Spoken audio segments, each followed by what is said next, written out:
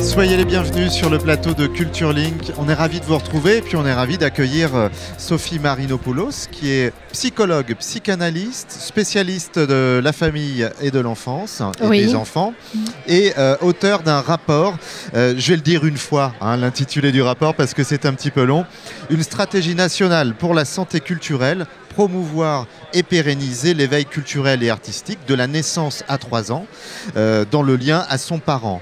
Vous l'avez compris, on va parler de l'éveil artistique et culturel, donc des tout petits, des tout jeunes.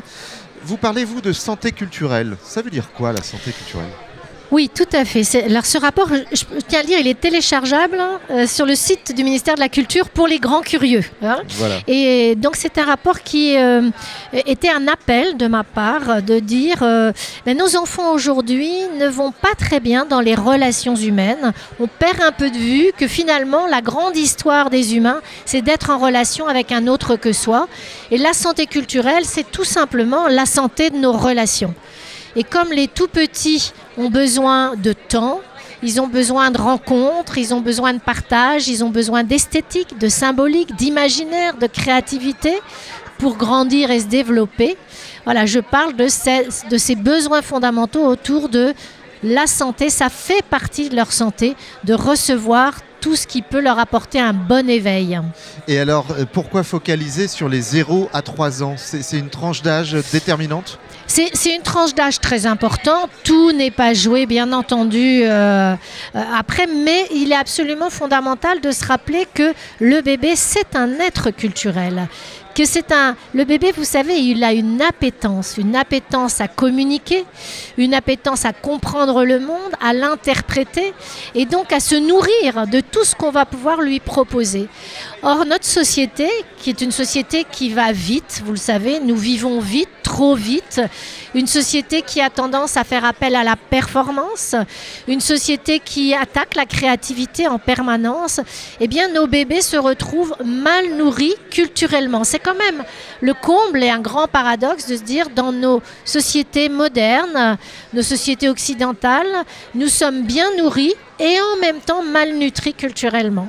Donc dire que nourrir un bébé, ça va au-delà du lait, c'est aussi lui apporter de l'éveil, c'est véritablement de mettre le curseur sur les besoins de notre humanité. Et quels sont les enjeux derrière de cet éveil culturel et artistique des 0-3 ans ?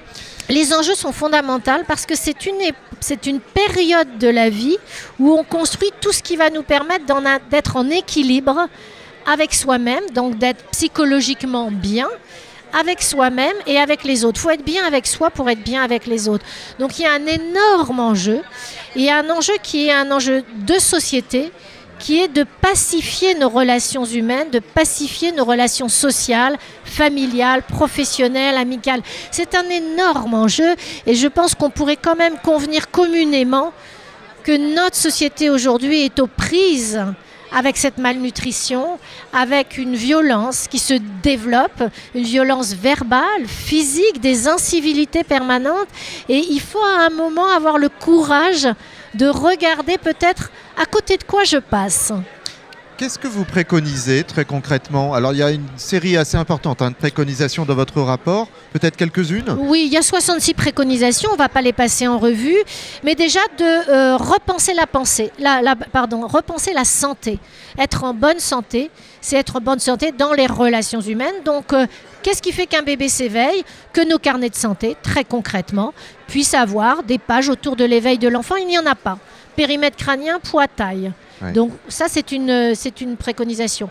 Préconisation de mettre de la culture dans tous les espaces sanitaires.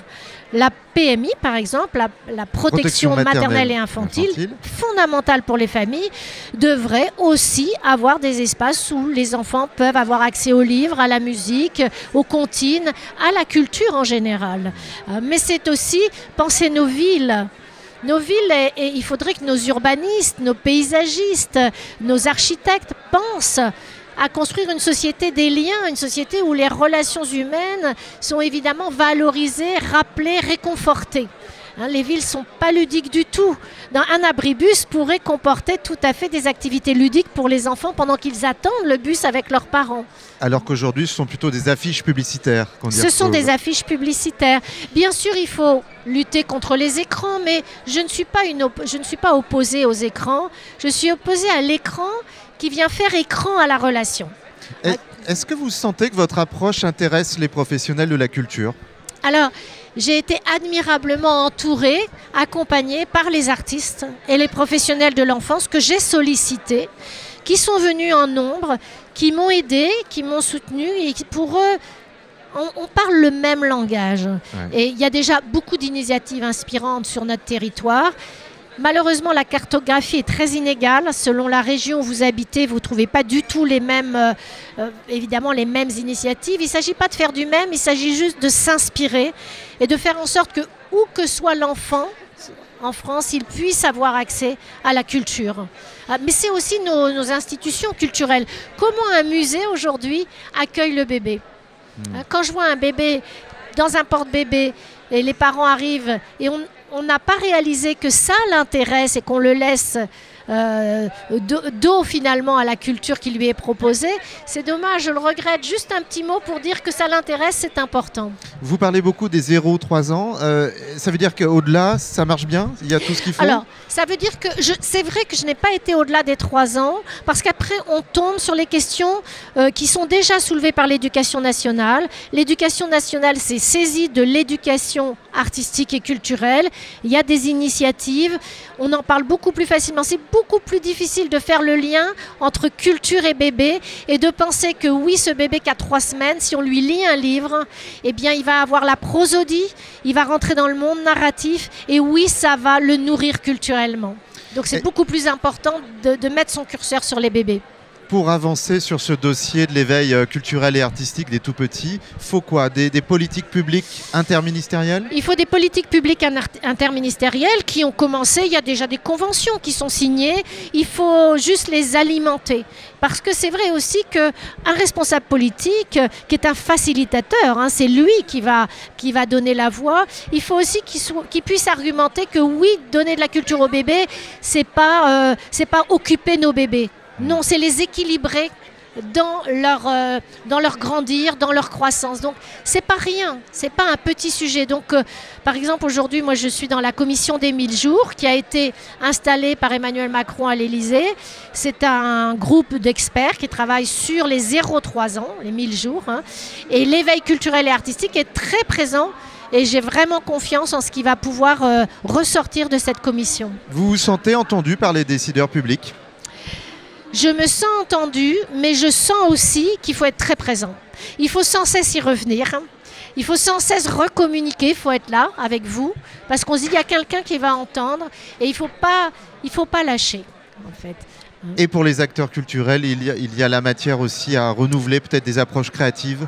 Et vous savez qu'on a des artistes extraordinaires pour les bébés. On le sait. Mais c'est très important. Mais ils sont pas assez reconnus. On leur donne pas les budgets de créativité. On leur donne pas les moyens de produire. Donc là, il y a vraiment un rôle politique fort. Les professionnels de l'enfance, il faut qu'ils fassent X démarches pour pouvoir obtenir qu'un artiste vienne dans leur crèche, que les assistantes maternelles, les RAM puissent travailler avec les artistes. Il faut que ça aille de soi. De même que la santé, le fait qu'un enfant doit être régulièrement vu pour qu'il ait une bonne santé de sa croissance corporelle, c'est acquis. Mais ça ne suffit pas. Et aujourd'hui, la société, cette malnutrition culturelle nous dit et nous montre ça ne suffit pas. Nourrissons nos bébés de la culture. Donnons les moyens aux artistes de faire partie de ce sanitaire. Donnons les moyens aux professionnels de l'enfance de pouvoir inscrire l'éveil culturel et artistique dans leurs institutions de petite enfance. Vous voyez, c'est donc ça va être... finalement, c'est le défi de demain. Merci d'avoir porté ce défi et d'être venu en parler sur le plateau de Culture Link. Merci à vous. Vous pouvez retrouver cette interview sur les réseaux sociaux et puis aussi sur notre site internet culturelink.fr. Vous en avez l'habitude maintenant. On se retrouve très vite pour un prochain plateau.